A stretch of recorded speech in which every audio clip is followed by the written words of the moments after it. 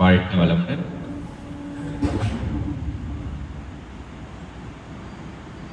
இன்றைய தலைப்பு நிறைகளை நெஞ்சமெல்லாம் நிரப்பிக்கொள். நம்மளுடைய நிறைகள் நம்மளுடைய நெஞ்சம் முழுக்க நிரப்பணும்னா என்ன பண்ணணும்? இதுதான் இன்றைய தலைப்பு. நமக்கு இந்த தலைப்பு எங்கிருந்து எடுக்கப்பட்ட ஒரு வரி? நம்ம அகத்தாய்வெல்லாம் அட்டன் பண்ணியிருக்கோம் இல்லைங்களா? இந்த தலைப்பு எங்கிருந்து எடுக்கப்பட்டது? நிறைகள் நெஞ்சம் இதெல்லாம் எங்கிருந்து எடுத்து ஒரு கோர்வையாக்கப்பட்டது அப்படின்னா, நம்மளுடைய மகரிஷி ஐயா பேராசிய நிறைமனம் அப்படின்னு சொல்லியிருப்பார் பாருங்க. அந்த நிறைமனம் அதுல இருந்துதான் நிறைகளில் நெஞ்சமெல்லாம் நிரப்பிக்கொள் அப்படின்னு நாம் எடுத்தோம். இப்ப நிறை அப்படின்னு ஒண்ணு இருந்ததுன்னா எல்லா சொல்லுக்கும் மறு சொல்லுன்னு ஒண்ணு இருக்கும். நம்மளுடைய எல்லா பார்வைக்கும் மறு பார்வைன்னு ஒண்ணு இருக்கும். அப்ப இந்த நிறை அப்படின்னா குறைன்னு ஒண்ணு இருக்கா? இருக்குங்களா? என் கூட கூட பேசுங்களேன். குறைன்னு ஒண்ணு இருக்கா? சரி சரி. நாம எடுத்துக்கிட்டாதான் குறைன்னு ஒண்ணு இருக்கும். நாம எடுத்துக்கல அப்படின்னா அது ஒரு செயலாவே இருக்கும். அப்ப இந்த நிறைய மட்டும் நாம பார்க்கணும் அப்படின்னா இந்த குறைக்கு நம்ம வேற ஒரு பேரை வச்சிடலாம். ஏன்னா குறை அப்படின்னே நம்ம வேண்டாம். குறை ஒன்றும் இல்லைன்னு கூட நம்ம சொல்ல வேண்டாம். அப்ப குறை அப்படின்றதுக்கு வேற சொல் என்ன வைக்கலாம் அப்படின்னா ஆசை மனம் அப்படின்னு வைக்கலாமா பாருங்க. ஏன்னா ஆசைன்னு ஒண்ணு இருந்தா தான் நமக்கு குறைகளுடைய பட்டியல் பெருசா வரும். ஆசை இல்லைன்னா பட்டியலே கிடையாது. நமக்கு நடைமுறை வாழ்க்கையில என்ன இருக்கோ அந்த வாழ்க்கையோட சேர்ந்து நம்ம போய்கிட்டே இருப்போம். ஒரே ஒரு உதாரணம் சொல்லலான்னு பாருங்களேன். இப்போ ஒரு கையில ஒரு டப்பா கொடுக்குறாங்க, இன்னொரு கையில இன்னொரு டப்பா இருக்கு. இந்த டப்பால விலை மதிக்க முடியாத ஒரு பொருள் இருக்கு. இந்த டப்பால என்ன இருக்குன்னா நல்ல அழுத்தப்பட்ட ஒரு களிமண் இருக்கு. இந்த டப்பால இந்த விலை மதிக்க முடியாத ஒரு பொருளை கொண்டு போய் அதுல கொட்டி நிரப்பணும். அப்ப என்ன செய்யறது? அது ஃபுல்லா களிமண்ணா இருக்குமா? நம்ம வேற எந்த ஒரு கருவியும் நம்ம கிட்ட கிடையாது. கையையும் பயன்படுத்தக்கூடாது. அப்ப இந்த பக்கம் நிரம்பி இருக்கக்கூடிய இந்த களிமண்ணை எடுத்தா தான் இந்த பக்கம் இருக்கக்கூடிய விலை மதிக்க முடியாத பொருளை கொண்டு போய் அதில் சேர்க்க முடியும். அப்ப என்ன செய்யறது? எவ்வளவு பெரிய டாஸ்க் பாருங்க. இதுதான் நமக்கு வாழ்க்கை.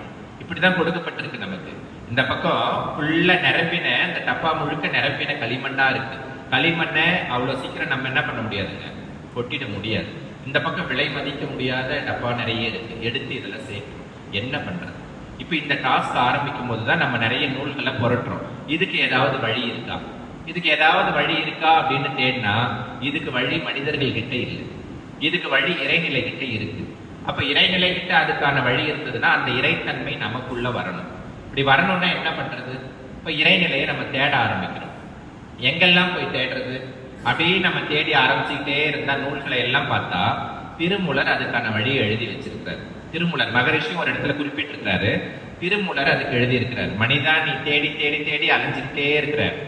நீ தேடக்கூடிய அந்த இறைநிலை மாடங்களில் இல்லை. மாடம் நம்ம பெருசா நினைக்கக்கூடிய அந்த மாடங்களில் அந்த இறைநிலை இல்லை. மண்டபங்கள், பெரிய பெரிய மண்டபங்களா நம்ம தேடி தேடி போறோம்.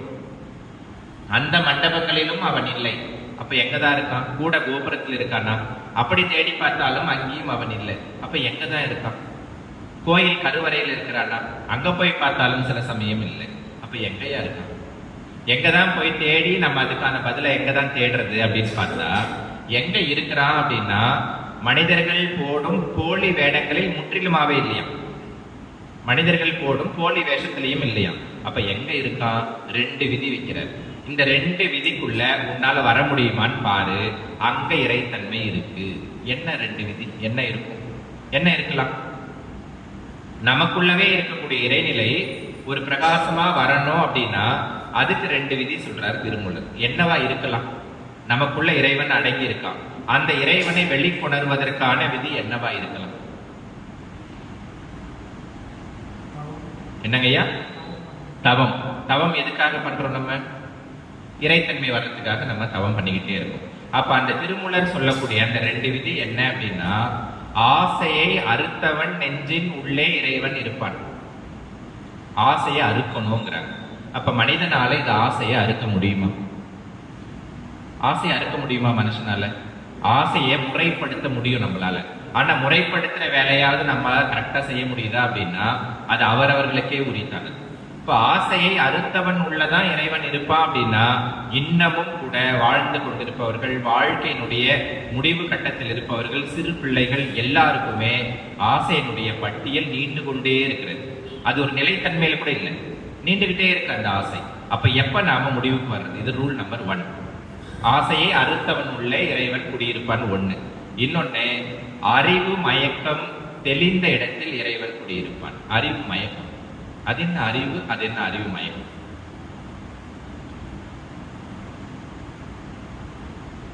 அறிவே தெய்வம்னு மகரிஷி ஒரு தலைப்பு வச்சிருந்தாரு இல்லைங்களா? அப்ப அந்த மகரிஷியோட அந்த தலைப்பை ஒப்பிட்டா அப்படியே சுத்தி சுத்தி வந்தா அறிவே தெய்வம்னு மகரிஷி வச்சிருக்கிறாரு. அடுத்த பக்கத்தை பார்த்தா அறிவு மயக்கம்னு ஒண்ணு வச்சிருக்காங்க. இப்ப இது ரெண்டுத்துக்கும் என்ன சொல்ல வராங்க நமக்கு? அறிவு உன்னுடையதுதான். நீ இந்த வாழ்நாள்ல கத்துக்கக்கூடிய அறிவு மொத்தம் உனக்கு தான் சொந்தம், வேற யாருக்கும் சொந்தம் கிடையாது. அப்ப அறிவு மயக்கம்னு ஏன் சொன்னாங்க? மயக்கம்னா என்ன? மயங்கின ஒரு நிலை. நீ எதில் மயங்கி இருக்கிற? வேற எதையாவது மயங்கி இருந்தா ஒரு தெளிவு நமக்கு வந்துடும். நான் 10 மணி நேரத்துல வரும், 2 நாள்ல வரும், 2 மாசத்துல வரும். அறிவில் மயங்கினவங்களுடைய நிலை என்ன? நான் தான் பெரிய அறிவாளி, இதுதான் அறிவு மயக்கம். அப்ப அவர்களுடைய நிலை என்ன? என்னங்க ஐயா? ஆணவம். எதை செய்தாலும் நான் தான், நான் இல்லைன்னா அங்க ஒண்ணு நடக்காது. நான், இந்த நான் என்னைக்கு நம்ம கிட்ட இருந்து ஒழியுதோ அப்பதான் அகத்தாய்வு கூட பண்ண முடியும் மகரிஷி. நான் இப்ப அந்த தற்புகழ்ச்சி என்கிற நான் நம்மை விட்டு எப்பொழுது நீங்குவது? அப்ப ஒரு வேலையை செய்தா நான் தான் செஞ்சேன், நான் தான் செஞ்சேன், நான் தான் செஞ்சேன்னு இந்த தலைமுறை தான் சொல்லிக்கிட்டு இருக்கோம். நமக்கு முன்னாடி இருக்கக்கூடிய தாத்தா பாட்டிகள்லாம் ஏதோ கடவுள் விட்டாம்பா அந்த வழியில செஞ்சேன் அப்படின்வாங்க. அந்த ஒரு மிடுக்குத்தன்மை அங்க இருக்காது. இப்ப அந்த மிடுக்குத்தன்மை இருக்கு. அப்ப இந்த 2 நிலைகளை மனிதன் எப்பொழுது போக்கிக் கொள்கிறானோ அப்பொழுது அவனிடம் இறைத்தன்மை வரும் அப்படின்னு இறை நூல்கள் நமக்கு சொல்லுகிறது. அறிவு மயக்கம் கூடாது, வேற என்ன கூடாதுங்க? ஆசை கூடாது. இப்ப இந்த 2ம் நமக்கு எளிதானது தானே.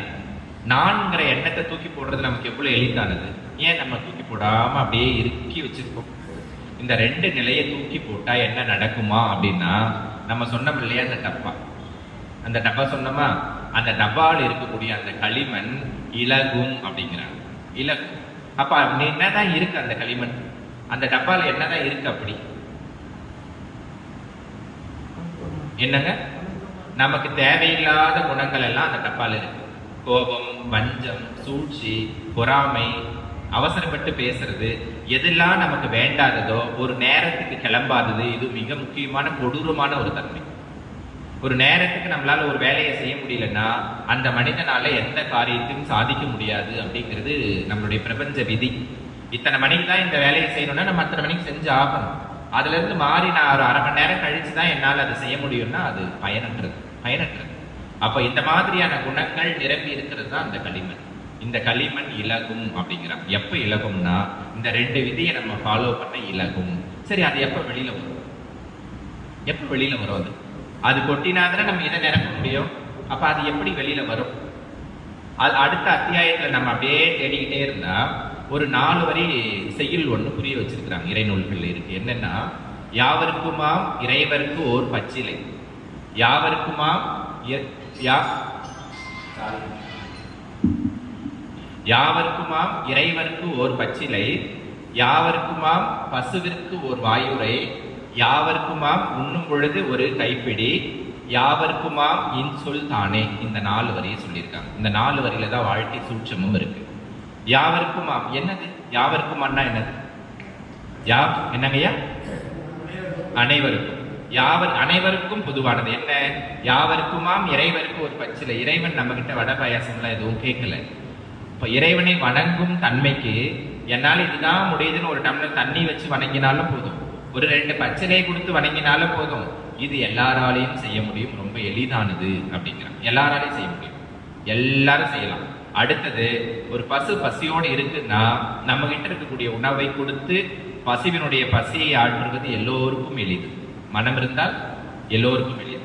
அடுத்து, சாப்பிடும் பொழுது ஒரு பிடி உணவை நாம் அடுத்தவர்களுக்கு கொடுத்துட்டு சாப்பிடணும் அப்படிங்கிறது அதுவும் எளிதானது. நம்மளுடைய முன்னோர்களும் நாமளும் செய்யக்கூடியதுதான். அந்த காலத்துல கடைசி பஸ் வர்ற வரைக்கும் கதவை திறந்து வச்ச ஒரு ஊர்ல வாழ்ந்தவங்க தான் நம்ம எல்லாருமே. திடீர்னு யாராவது வீட்டுக்கு வந்தாலும் சாப்பிட்றியான்னு கேட்டு நமக்கு இல்லைன்னாலும் கொடுக்கக்கூடிய நபர்கள் தான் நம்ம எல்லாருமே. ஆனா இன்னைக்கு எல்லாரும் சாப்பிட வர்றாங்களா இல்ல கேட்டா சாப்பிட்டுறாங்களான்னா ஒரு பெரிய கேள்விக்குறிதான் இருக்கு. அதனால இப்ப என்ன பண்றோம், நாம நம்மளுடைய அன்றாட விஷயங்கள்ல ஒரு கைப்பிடி அரிசியாவது எடுத்து வச்சு அடுத்தவர்களுக்கு கொடுக்கக்கூடிய ஒரு மனப்பாங்கு நமக்கு இருக்கு. அப்ப இந்த 3 விஷயங்களும் எளிதா தான் இருக்கு நமக்கு. முதல் விஷயம் என்னங்க? இறைவனை வணங்குவது எளிது, பசுவிற்கு உணவளிப்பது எளிது, அடுத்தவர்களுக்கு உணவை கொடுப்பது எளிது. இறுதியா ஒண்ணு சொன்னாங்க பாருங்க, யாவருக்குமா இன்சொல் தானே அப்படின்னா. இது எல்லாருக்கும் வாய்க்கிறது இல்லையா? எல்லாருக்கும் வாய்க்கிறது இல்லையா? நல்லா இருக்கீங்களா அப்படின்னு கேட்கிறாங்கன்னு வைங்களேன், நம்ம கிட்ட இருந்து என்ன பதில் வருது? நல்லா இருக்கும் அப்படின்னு சொல்றது ஒரு சிலர், ஏதோ இருக்கும். இது ஒரு சிலர் பதிலே சொல்ல மாட்டாங்க. நல்லா இருக்கீங்களான்னா கடுகடு தன்மையோடவே போயிடுவாங்க. அப்போ நாம மகரிஷியோடு இணைந்திருக்கிற நாமெல்லாம் நல்லா இருக்கீங்களான்னு கேட்டா என்ன சொல்லுவோம்? நம்ம வாழ்க்கை வளமுடன் நல்லா இருக்கிறோம், நீங்க எப்படி இருக்கீங்க எல்லாம் கேட்டுட்டு நல்ல நிறை மனதோட நம்ம அவங்கள அனுப்புவோம். இப்ப பாருங்க, எல்லார் வீட்டுக்கும் போறோம்னா ஒரு மன நிம்மதி வந்துடுறது இல்லைங்க. சில வீடுகளுக்கு போனாதான் நமக்கு மன நிம்மதி வருது. ஏன் காரணம் என்ன?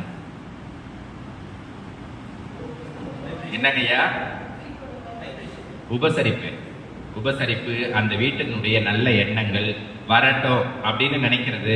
சில இடங்களில் பார்த்தீங்கன்னா உள்ள நுழையும் போதே எப்படா இவங்க போவாங்கன்ற ஒரு மன கண்ணோட்டம் இருக்கும்.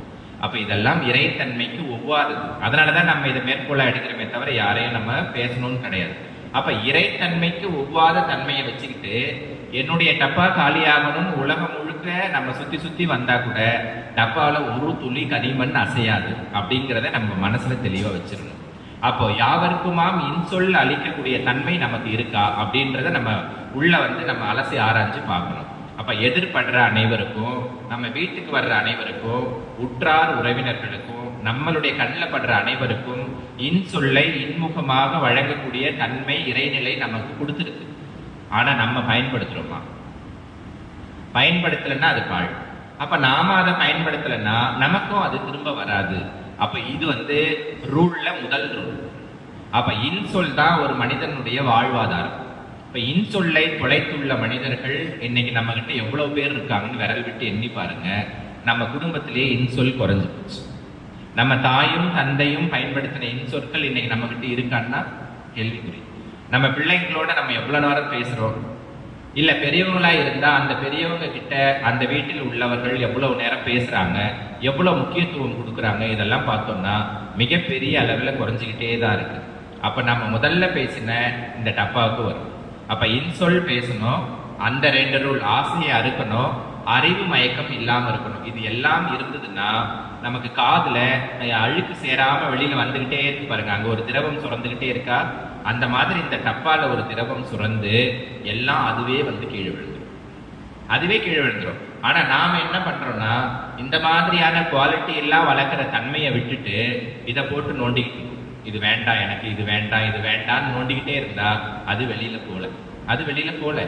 அப்ப என்ன அர்த்தம்? இறைநிலையில என்ன சொல்றாங்க அப்படின்னா, இதிலிருந்து ஒவ்வொரு குணங்களா வெளியில போனா, எனக்கு கோபம் போயிடுச்சு, ஒரு வெற்றிடம் உருவாயிடுச்சுங்களா, கோபம் வெளில போயிடுச்சு, ஒரு இடம் காலி ஆயிடுச்சு. காலியான உடனே நாம என்ன பண்ணலாம்? இங்க இருக்கக்கூடிய விலை மதிப்பில்லாத நல்ல குணத்தை ஒண்ணு தூக்கி அதுல போடலாம். சரி, இதை நான் காலி பண்ணாத வரைக்கும் என்கிட்ட நல்ல குணங்கள் பிரதிபலிக்காதா அப்படின்னா பிரதிபலிக்காது, முழுமையா பிரதிபலிக்காது. ஏதோ நம்ம செயற்கை தன்மையோட நம்ம இருந்துகிட்டே இருக்கிற மாதிரி இருக்கும். அப்ப இதுல இருக்கக்கூடிய தேவையில்லாத குணங்கள் ஒன்னொன்னா வெளியில போட இங்க இருக்கக்கூடிய நல்ல குணங்கள் ஒன்னொன்னா அதுல போய் நிரம்பும். சரி, இந்த நல்ல குணங்களை யார் நிரம்புற? தேவையில்லாதது வெளியில போடுறோம்னு வைங்க, நம்மளுடைய முயற்சியால மேல சொன்ன அந்த 3 ரூல் யூஸ் பண்ணி தேவையில்லாததெல்லாம் நம்ம தூக்கி வெளியில போட்டுக்கிட்டே இருக்கோம், அகத்தாய்வு பண்றோம், எல்லாம் காலி ஆயிடுச்சு. இப்ப தேவையானது அது உள்ள நிரப்புறது யாரு? என்னங்கய்யா? Very good. இறைநிலை அதை நிரப்புமா? இதுதான் இறைநிலை சொல்லுது. நீ போராடாத, நீ எங்கேயும் அலையாத, எங்கேயும் போகாத, உன் மனதை நீயே ஆராய்ச்சி பண்ணு. உனக்கு எது தேவையில்லைன்னு தோணுதோ அதை என்ன பண்ணணும்? மகரிஷி சொல்வது போல அகத்தாய்வு பண்ணி வெளியில தூக்கி போடு. வெளியில தூக்கி போட்டா உனக்கு என்ன தேவை என்பது இறைநிலைக்கு நன்றாக தெரியும். அங்க ஒரு வெற்றிடம் வந்த உடனே டப்புன்னு ஒரு நல்ல விஷயத்தை அது உள்ள உடனே போட்டுரும். அது காலம் தாழ்த்தவே தாழ்த்தாது. அப்ப இறைநிலையில் நமக்கு சேர வேண்டியது எப்பவுமே ரெடியா இருந்துகிட்டே தான் இருக்கு. ஒரு வளையம் போல நம்மளை சுத்தி இருந்துகிட்டே தான் இருக்கு.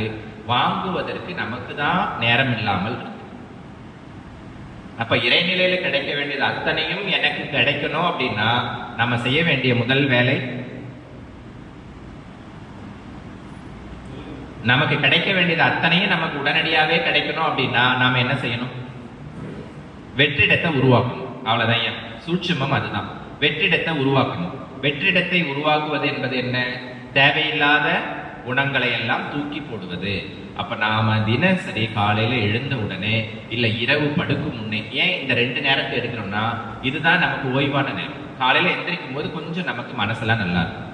அந்த மாதிரி நேரங்களில் நமக்கு என்னெல்லாம் தேவையில்லாத குணங்கள் இருக்கோ அதுக்கு ஆராய்ச்சி பண்ணி நம்ம தூக்கி வெளியில போடணும்.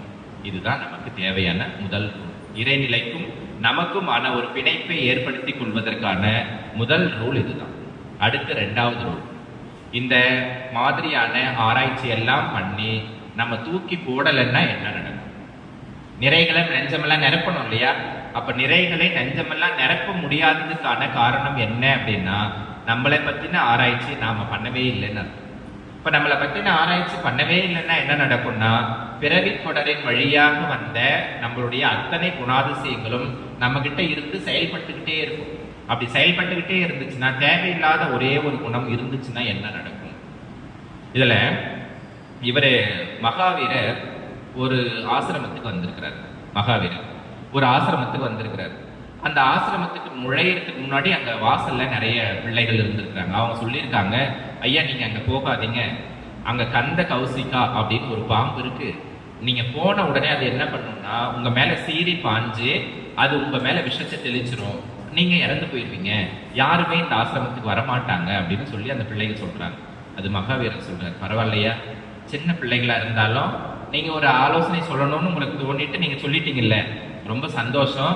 ஆனா நான் இறப்புக்கும் பிறப்புக்கும் எல்லாத்தையும் கடந்தவன் தான், நான் என்னதான் இருக்குது போய் பாக்குறேன் அப்படின்ட்டு அவர் ஒரு ஸ்டெப் அப்படி எடுத்து வைக்கிறார். அவ்வளவுதான். ஒரு ஸ்டெப் எடுத்து வச்ச உடனே எங்கிருந்து தான் அந்த பாம்பு வந்ததுன்னு தெரியல, வந்துருச்சுங்க. வந்துட்டு நேரம் என்ன பண்ணுது, அவர் மேல சீறி பாயுது. பாஞ்சிட்டு விஷத்தை ஃபுல்லா அவர் மேல தெளிச்சிச்சு. தெளிச்ச உடனே என்ன நடக்குமா, மனிதர்களா இருந்தா என்ன நடக்குமான்னா எல்லாரும் சுருண்டு அங்கே விழுந்துருவாங்க.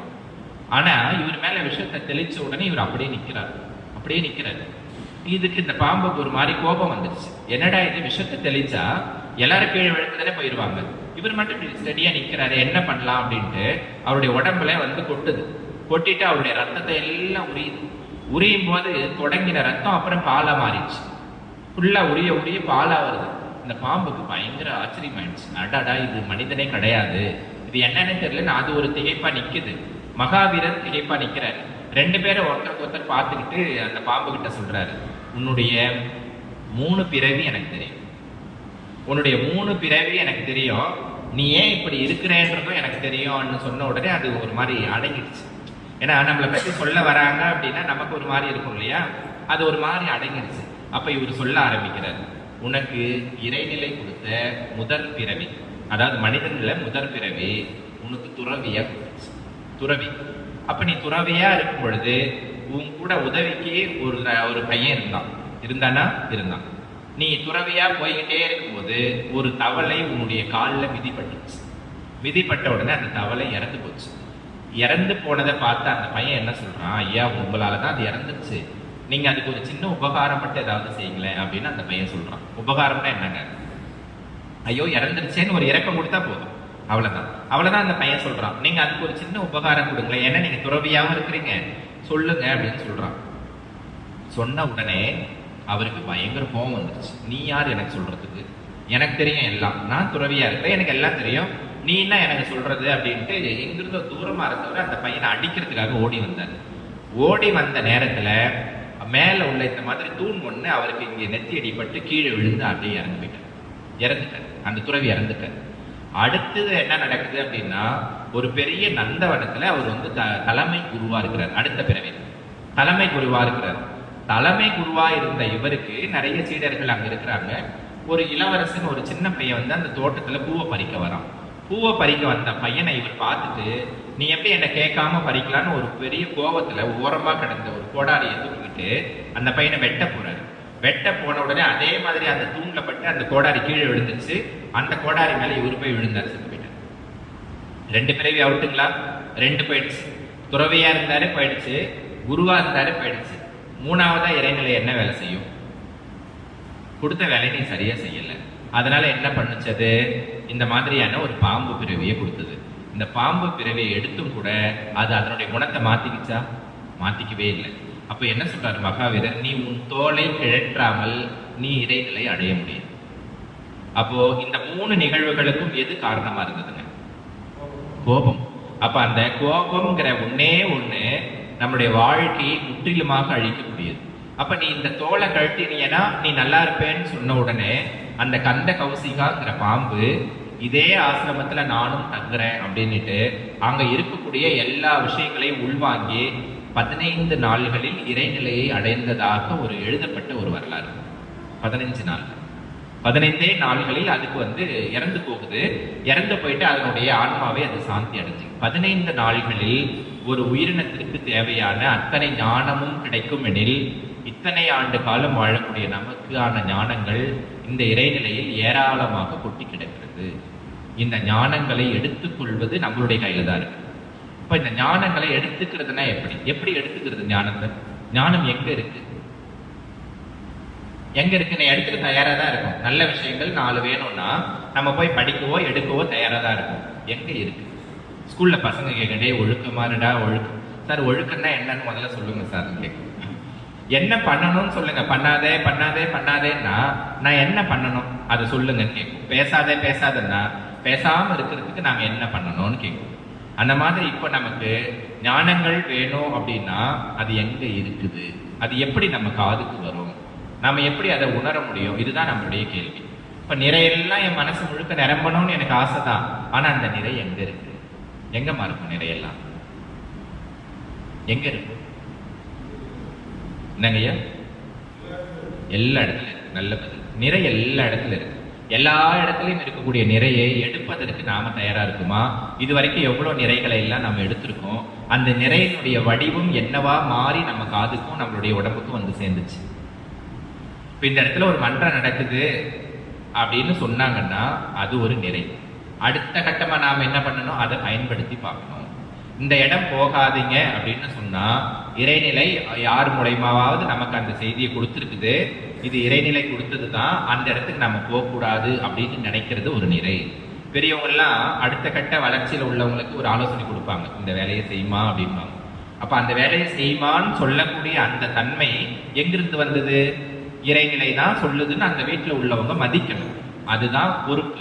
அடுத்து இந்த இடத்துக்கு போகாதீங்கமா, அடுத்த வாரம் போகலான்னு சொன்னா அதுல ஒரு நல்லது இருக்குதுன்னு அந்த வீட்டுல உள்ளவங்க நினைக்கணும். அதுதான் இறைநிலை நமக்கு சொல்லி அனுப்பக்கூடிய ஒரு பதில்.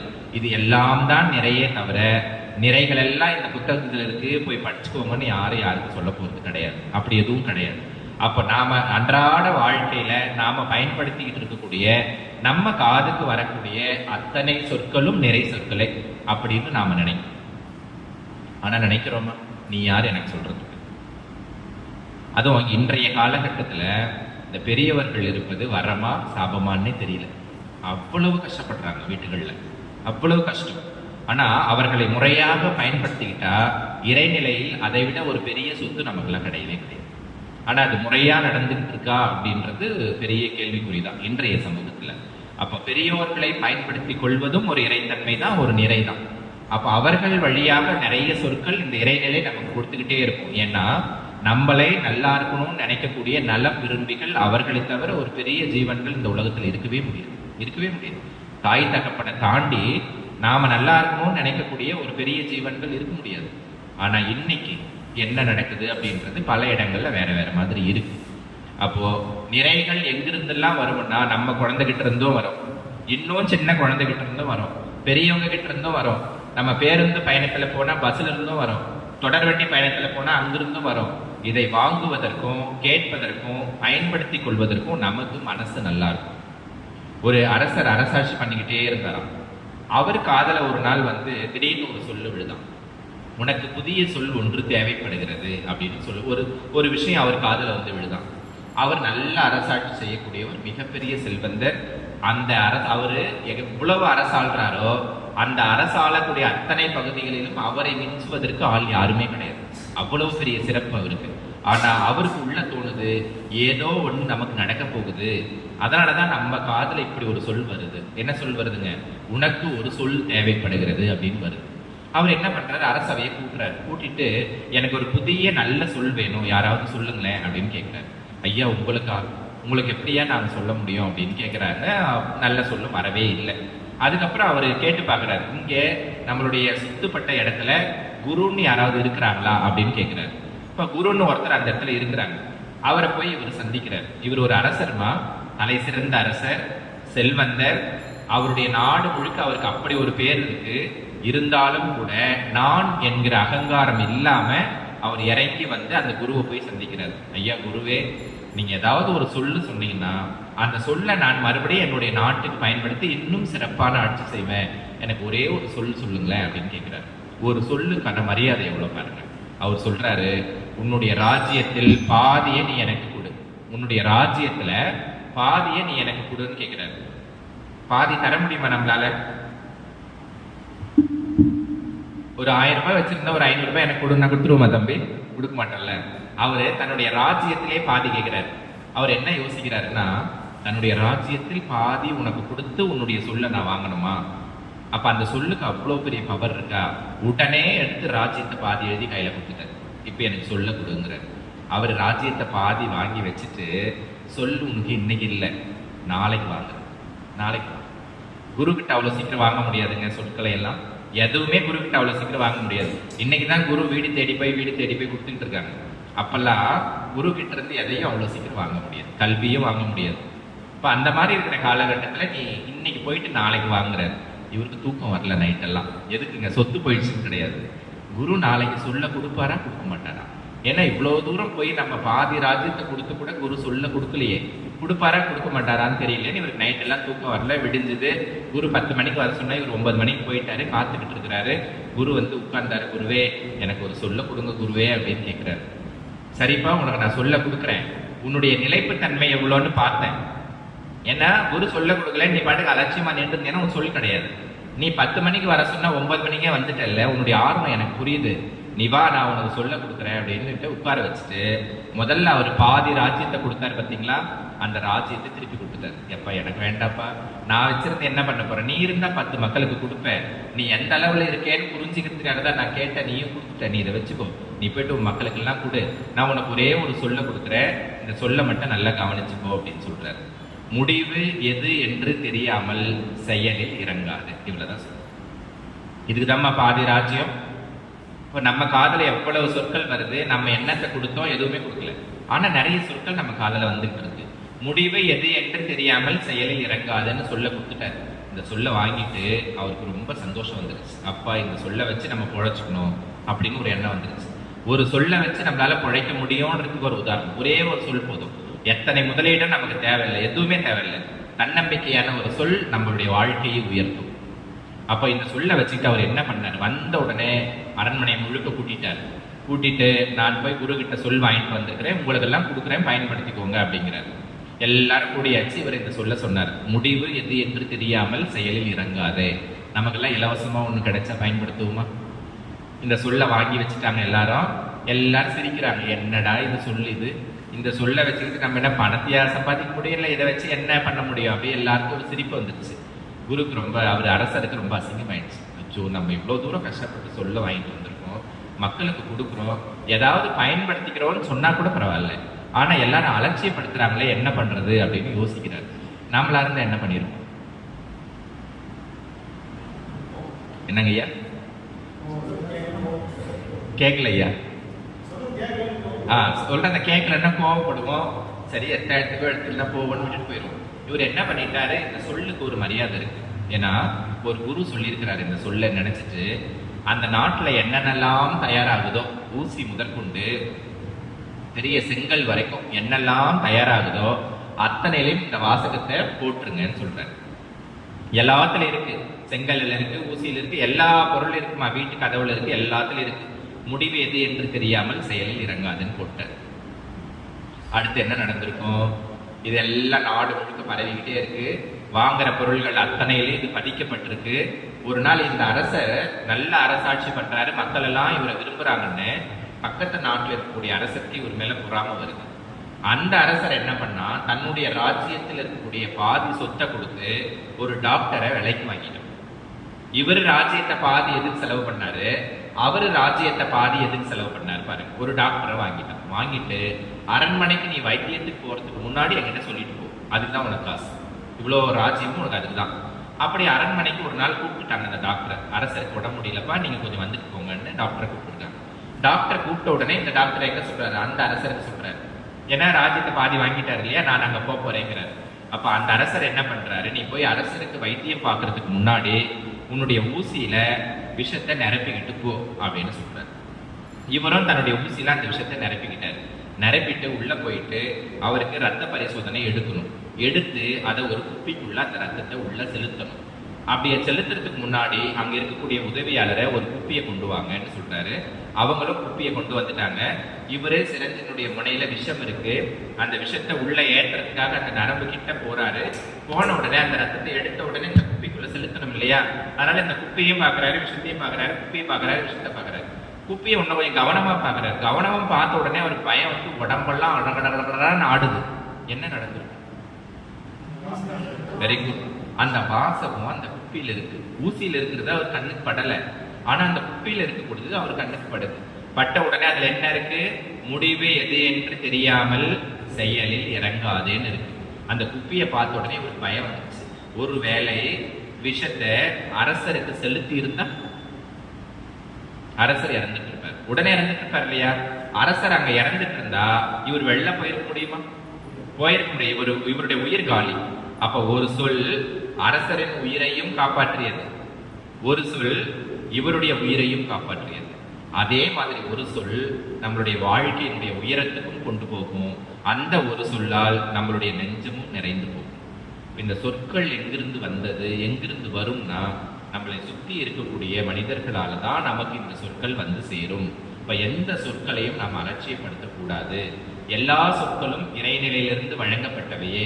எதெல்லாம் நம்ம காதுக்கு வருதோ எல்லா சொற்களும் இறைநிலையால் வழங்கப்பட்டது. வீட்டில் பெரியவர்கள் சொன்னாலும் சரி, குழந்தைகள் சொன்னாலும் சரி, எதுவா இருந்தாலும் மதிக்க வேண்டிய முழு பொறுப்பு நமக்கு இருக்கிறது.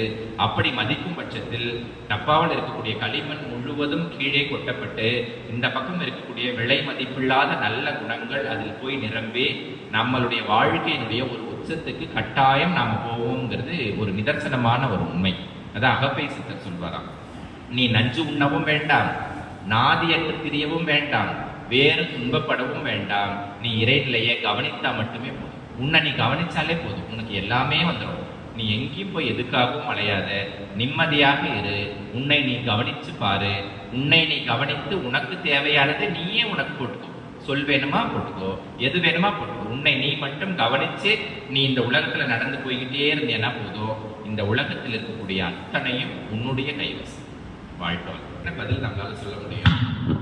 நம்ம கிட்ட ஒண்ணு கேட்கறாங்க அப்படின்னா நம்ம எதிர்மறையான ஒரு பதிலை கொடுக்குறோம் அப்படின்னா முதல்ல நமக்கே நம்ம மேல ஒரு நிலைப்புத்தன்மை இல்லை.